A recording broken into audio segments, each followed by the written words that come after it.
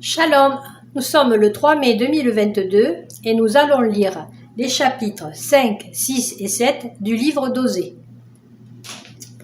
Écoutez ceci, sacrificateurs, sois attentive, maison d'Israël, prête l'oreille, maison du roi, car c'est à vous que le jugement s'adresse, parce que vous avez été un piège à Mitzpah et un filet tendu sur le Tabor. Par leurs sacrifices, les infidèles s'enfoncent dans le crime, mais j'aurai des châtiments pour eux tous. Je connais Éphraïm, et Israël ne m'est point caché. Car maintenant, Éphraïm, tu t'es prostitué, et Israël s'est souillé. Leur œuvre ne leur permette pas de revenir à leur Elohim, parce que l'esprit de prostitution est au milieu d'eux, et parce qu'ils ne connaissent pas Yahweh. L'orgueil d'Israël témoigne contre lui. Israël et Éphraïm tomberont par leur iniquité, avec eux aussi tombera Juda. Ils iront avec leurs brebis et leurs bœufs chercher Yahweh, mais ils ne le trouveront point. Il s'est retiré du milieu d'eux. Ils ont été infidèles à Yahweh, car ils ont engendré des enfants illégitimes. Maintenant, un mois suffira pour les dévorer avec leurs biens. Sonnez de la trompette à Gibéa, sonnez de la trompette à Rama, poussez des cris à Beth-Aven. Derrière toi, Benjamin. Éphraïm sera dévasté au jour du châtiment. J'annonce aux tribus d'Israël une chose certaine. Les chefs de Juda sont comme ceux qui déplacent les bornes. Je répandrai sur eux ma colère comme un torrent. Éphraïm est opprimé, brisé par le jugement, car il a suivi les préceptes qui lui plaisaient. Je serai comme une teigne pour Éphraïm, comme une carie pour la maison de Juda. Éphraïm voit son mal et Juda ses plaies.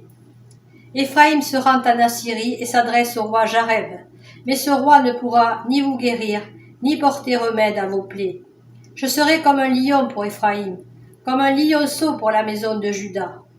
Moi, je déchirerai, puis je manierai. J'emporterai et nul n'enlèvera ma proie. Je manierai, je reviendrai dans ma demeure, jusqu'à ce qu'ils s'avouent coupables et cherchent ma face. Quand ils seront dans la détresse, ils auront recours à moi. Venez, retournons à Yahweh, car il a déchiré, mais il nous guérira. Il a frappé, mais il bandera nos plaies. Il nous rendra la vie dans 2 jours. Le 3e jour, il nous relèvera, et nous vivrons devant lui. Connaissons, cherchons à connaître Yahweh. Sa venue est aussi certaine que celle de l'aurore. Il viendra pour nous comme la pluie du printemps arrose la terre. Que te ferai-je, Éphraïm? Que te ferai-je, Juda? Votre piété est comme la nuée du matin, comme la rosée qui bientôt se dissipe. C'est pourquoi je les frapperai par les prophètes, je les tuerai par les paroles de ma bouche, et mes jugements éclateront comme la lumière, car j'aime la piété et non les sacrifices, et la connaissance d'Élohim plus que les holocaustes. Ils ont, comme le vulgaire, transgressé l'alliance. C'est alors qu'ils m'ont été infidèles. Galaad est une ville de malfaiteurs. Elle porte des traces de sang. La troupe des sacrificateurs est comme une bande en embuscade, commettant des assassinats sur le chemin de Sichem, car ils se livrent au crime.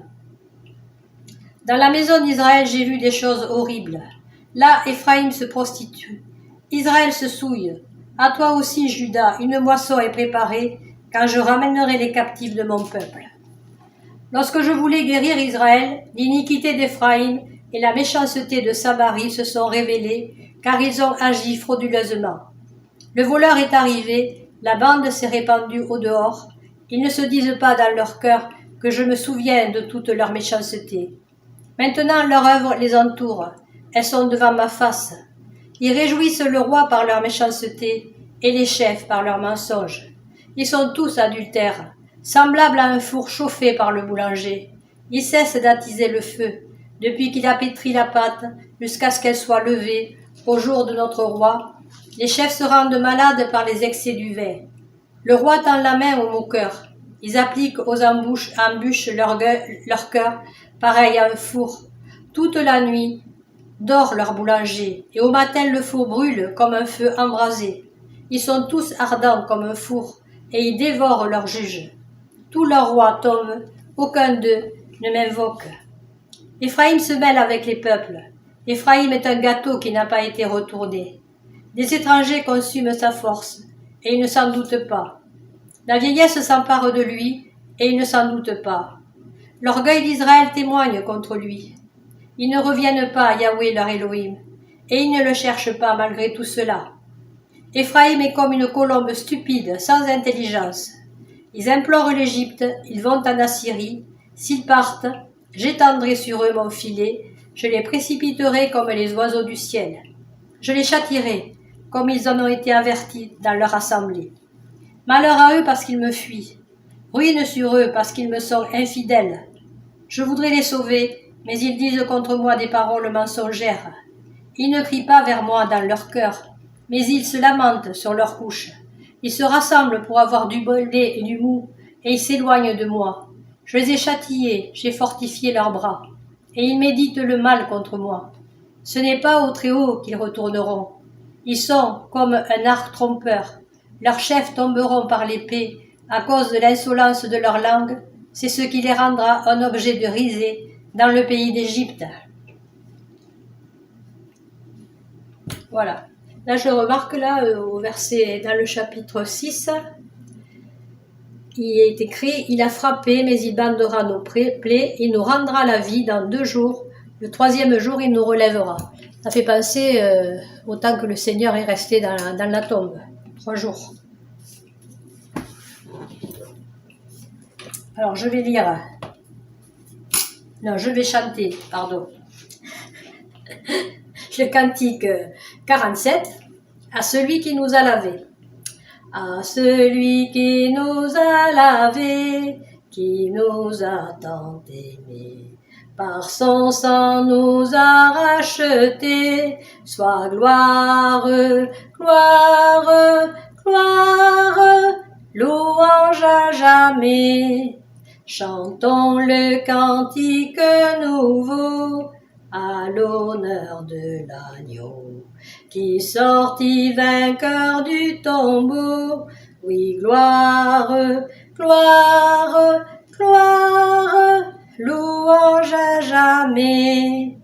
Adorons le triomphateur, Yeshua notre sauveur. Sur tous ses ennemis vainqueurs, oui, gloire, gloire, gloire, louange à jamais. Du ciel bientôt il reviendra, et tout œil le verra.